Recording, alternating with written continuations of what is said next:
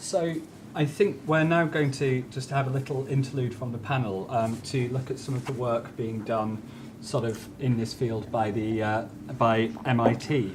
And we've got Cesar Hidalgo. So I'm really terrible at Hidalgo. I overcomplicated that down the line, but I think just first we've got a short video of some of the work that they've been doing, which hopefully will come up now.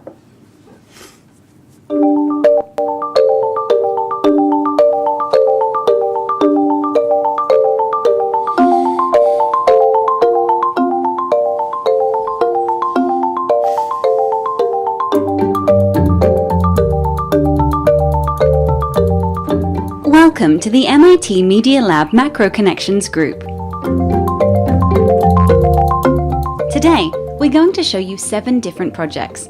These are the Observatory of Economic Complexity, DataViva, Pantheon, Immersion, Pulse, streetscore, and Dive. Most of these projects are data visualization engines. That is, they're online tools that empower people to visualize any aspect of a dataset.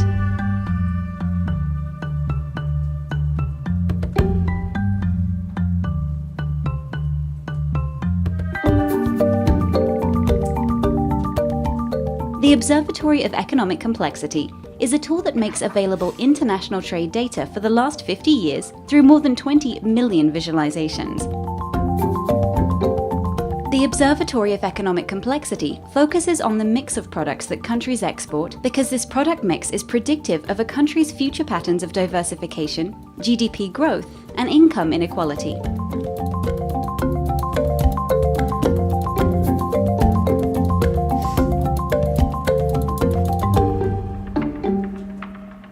DataViva makes available regional development data for all of Brazil through more than 1 billion visualizations.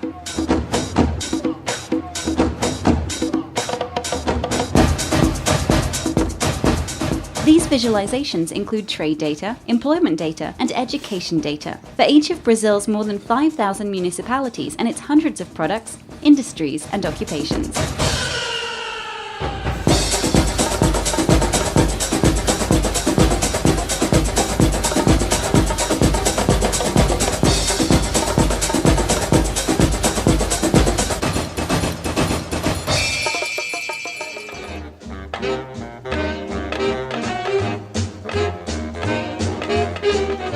Pantheon expands on the ideas developed in the Observatory of Economic Complexity and DataViva by focusing on historical cultural production.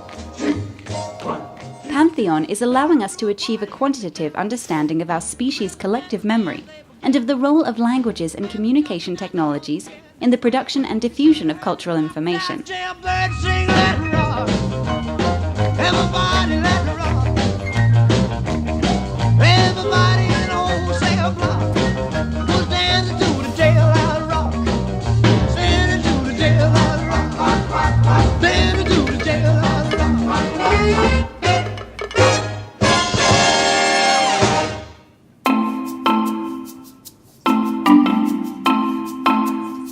Immersion is a design experiment that inverts a person's email inbox by centering it on people rather than messages. Immersion reveals the web of interactions that people create over long periods of time, helping uncover the information embodied in metadata, but also facilitating the study of the networks that form organizations.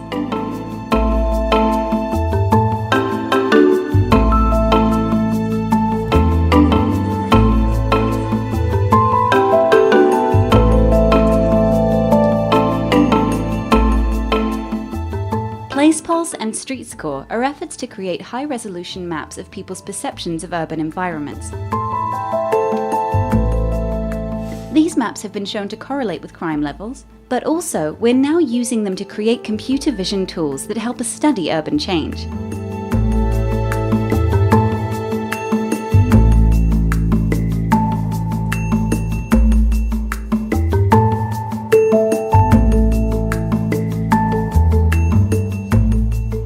Finally, Dive is an effort to automate the creation of simple data visualization engines. Unlike traditional visualization tools that ask users to decide which visualizations they want to make a priori, Dive has the ability to recommend visualizations to users, facilitating the exploration of their data. Together, these technologies are helping us understand the evolution of global economies, regional economies, cultural production, cities and organizations. But unlike traditional research methods, these tools help us include millions of people in the exploration of the knowledge that is hidden in our data. Join us in our quest. atlas.media.mit.edu, dataviva.info, pantheon.media.mit.edu, immersion.media.mit.edu, pulse.media.mit.edu, streetscore.media.mit.edu, dive.media.mit.edu, macro.media.mit.edu. Some incredible sort of projects there, and a real sort of sense of the potential of what people can do with this kind of stuff, especially when you look at, say, the economic complexity work. I'm hoping we have Cesar on the line now for us to ask him some questions about the work that the Media Lab's been doing. Do we still have him? Can you hear me? Yes, I can hear you.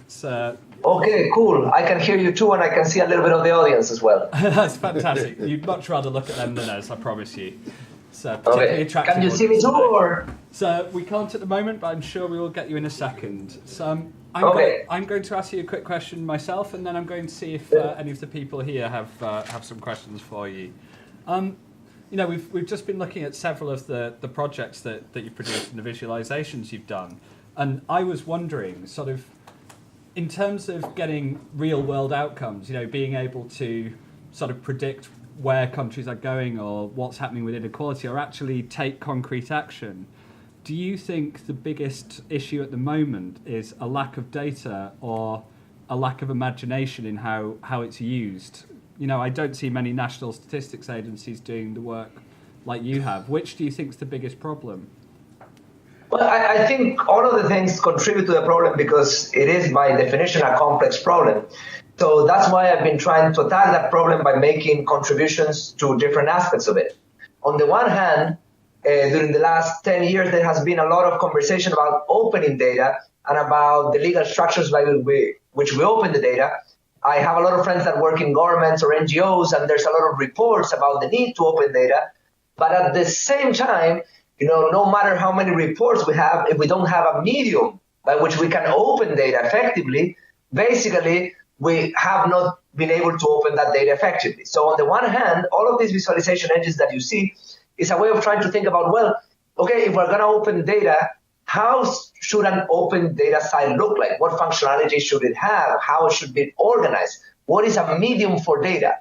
Because we have mediums for words like magazines and books. We have medium for video, and that medium for video has translated relatively well to the web through sites like YouTube and Vimeo and Netflix. But do we have a medium for data? And I would say that we don't have very good mediums for data. And that's one part of the contribution. On the other hand, obviously I'm trying to look at this data. Am I still there? Because the little screen disappeared. So, yeah, we can still hear you. Don't worry. Okay. So on the other hand, I've also been trying to figure out what questions we can answer by looking at the world through this high resolution data. Because one of the big differences that we obtain by looking at the world through the eyes of the tools that I've been creating and more traditional views of the world is that we can disaggregate the pictures that we create about the world. So during all of the 20th century, our understanding of the economies was very aggregate, especially at the macro level. Macroeconomics is a field of averages, which people are connecting, inflation with economic growth, with unemployment at a population level. And now finally we have data like the one that we have in DataViva that goes into the depth of every municipality in Brazil, and we can see exactly what they do and who is working there and how the compensation of these workers is evolving over time. And the question is, can we extract some lessons, from this data that we could not extract from the more aggregate pictures that we had in the past?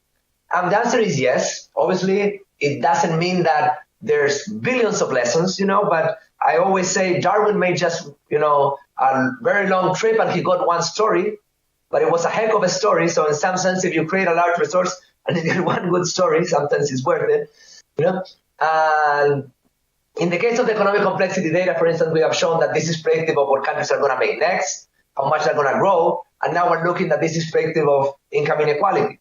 In the case of DataViva, we are looking now also at income inequality at the level of industries, at the regional level, and we find very strong effects. Just to give you some example that I discovered by browsing the DataViva data, is that even though oil and minerals represent 22% of Brazil's exports, they employed only 260,000 people out of 50 million people in the formal sector economy. Processing industries, which represent a similar amount of Brazil's total export, employed 8 million people. So in the first case, we have 250,000. The second case, we have 8 million people. So this is telling us well that extractive industries, even though they can be lucrative, they're not very inclusive. And then we can even look at the income distribution of each one of these industries. And we realize that the industry-specific Gini coefficient, which is a measure of inequality for extractive industries, is around 0.56, while in the case of processing industries, it's 0.44. So it's not only that processing industries include way more people into the economy, but that they distribute income in a more equitable way, probably suggesting that these are also industries that push people to create firms that have more inclusive institutions. So that's another story. We have also stories that we have been able to extract from Pantheon that involve the evolution of collective memory and its interaction with communication technologies and so forth. So there's much that we can learn from these tools, but at the same time, there's no panacea, because you need to have kind of sensitivity to try to figure out what are the frames that you want to look into to create that story.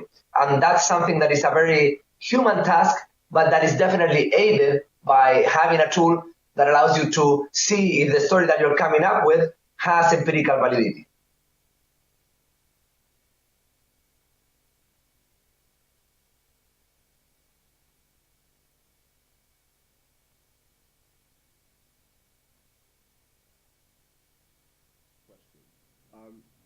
So one of the questions, I think you rightly, it's a great point, which is how do we, information, I would say, open data has absolutely no value in itself, right? Information is only valuable when it creates kind of insight and then leads to some improvement in the world. It's not, we look at this room of like looking at our gold each night and go, oh my God, we've got more data now, wow. It's only valuable when it helps us do something. And you, I think, alluded to this question of presentation. I think the one, and you gave a really great example. I suppose one question I have is to what extent you think that we need to present that information, I guess when it comes to the statistical question, to kind of, is it for experts or is it for the average? This comes up because I guess I'm involved in quite a few projects where there are open data projects and people are trying to, governments open up, and they often ask themselves, are we just producing this for others to take and do something with it, or should we be presenting this to everyone because that's how we generate insight most rapidly? The classic example also is of visualization. The classic problem is it tends to push people quite easily towards the correlation versus causation mistake. You see two lines going up versus the kind of much less visually appealing but much more in-depth kind of, actually doing correlations, doing regressions, doing, decent statistics. Obviously, I think the projects looked absolutely amazing. I want to come over again to the Media Lab and see these in person. But what do you think that's a pathway to more in-depth analysis, or what do you see the goal of that? Yeah. So first, you don't need to come to the Media Lab to see the projects. That's the I know, I got that. I always love coming to the Media Lab. Yeah, no, that's a joke, obviously. But when it comes to the opening of the data, in some way, for me, is these data visualization engines are excellent as a tool for exploration. Mm-hmm. That can take you into directions in which obviously then you want to try to perform some more rigorous research to establish those results. But even though we all know that correlation does not imply causation, and actually I get sick every time it says that, because I say they think that other people don't know that, and everybody already I think does. But the thing is that at the same time, causation, not always, leaves a trace as correlation. Mm-hmm. So since tracing causation is very difficult, when we have to try to fish out interesting things, we start first looking at things that are correlated, and then we start thinking if those correlations maybe are leading us to understand some sort of mechanism that then we should spend more time and effort to try to unravel. So in that case, I have no problem with people revealing correlations, because I don't believe that that's the end of the journey. I believe that that's the beginning of the journey. And in science, usually you start work by having some sort of curious observation, that you cannot explain. So I'm okay with that. In the context of opening this data either to experts or to the general public, what I think has been a mistake in general of the open data movement is that they were a little bit too much like fantasizing with like the wiki idea, in which they were going to open the data and the dwarfs of the internet were going to make value out of that data overnight, because they are good-natured people. And in some type of resources, that type of crowd collaboration works, like in Wikipedia, because there are people that are fans of LeBron James and they want to make sure that LeBron James has a nice Wikipedia page that includes all of his accomplishments and work. But when it comes to maybe, visualizing employment data or extracting data to try to understand how income inequality is evolving in a country, that's a much more tedious type of work than writing something on the Wikipedia that requires people to own that responsibility. So what we're trying to do that is a little bit different is that, for example, the government that we were working with in Brazil, of Minas Gerais, was able to get data for entire Brazil from the Ministry of Labor. This was data that was otherwise trapped on a database, inside a basement in Brasilia. And our goal was not just to kind of like provide some download links, but actually to think about, what are the charts that we can make with this data? What are the questions that we can answer with the data? What is this platform that we can do to try to give people answers to those charts and allow them to discover those questions in an intuitive way? And to try to kind of like own also the design part of the problem.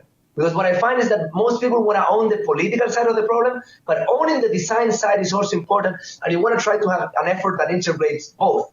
On the one hand, we work with the people in governments to help them get access to their data and convince, the people that have data in different departments to share the data with them so we can put them on our resource. But on the other hand, we also believe that the ones that are working with the data most closely are also the ones that are responsible to trying to figure out how to make that valuable, So and yeah. I've got one more question for you from the panel, and then I think we may have taken enough of your time then, but I would just like to Thank you. ask his question. Yes, no, thank you very much. I mean, the question of the business model in data it's a non-rival, and given that it's non-rival, there is no point probably to protect intellectual property rights to the extent that this is done. And in large part, the presentation that I made is movement from internet access for those who have cell phones. We have seen that many people have cell phones, but the movement from that to internet access is a problem of economic barriers that are very artificial in a business model that has to be looking at things that are a model that is non-rival economically. How are we going to crack that? Because I think that's the biggest inhibition that we have. Okay. So basically, your main question is the question about like data being a non-rival good, yeah? Yes. Exactly. And then let me just load a little bit of my. So a non-rival good is one that basically you don't deplete by consuming it. Absolutely. Yeah? Exactly. Okay. So in that case, it's true that data is a non-rival good, and once you make that data, available, this, does not limit other people from using that data. At the same time, I find that most of the value, that can be generated does not come necessarily from the data itself, but from our ability to actually create the resources that make that data useful and accessible. And that is something that I would say is a little bit more rival, because the number of people that can execute this type of resources in the world is quite finite, Like I have, for example, a company in which we execute these resources. I have a group at MIT in which I execute these resources, and I have to create each one of the people that I hire. And then, many of these people then end up working at, Google or Apple, and Google and Apple are fucking fighting to get them into, their companies, because they're high-skilled people. So in that context, what I find is a little bit more rival is the knowledge on how to make these things, like knowing really well how to create these complex online resources that can take a few terabytes of data, and allow you to zoom into any part of them very quickly and provide you with some visual output. So while I agree that the data is not rival, our ability to make these data resources is something that, because of the small number of people that can do it right now, it's much more constrained. And in part, I find that it's a little bit of what is constraining the development of the field, as a whole, because I would say that every year there's many more reports being produced than tools being produced. And in part, that reflects a little bit the set of skills that are available in the field, in which many people are good at describing this, like what might be of interest, but not at implementing it, And that's something that here at MIT, since we're very hands-on, I'm trying to change, by creating that people, and it takes a lot of time to create each one of them. That's fantastic. That's been really, really interesting to see that. I'll let you get on with the rest of your day now, but thank you for joining us. Okay. Thank you. So, thank you.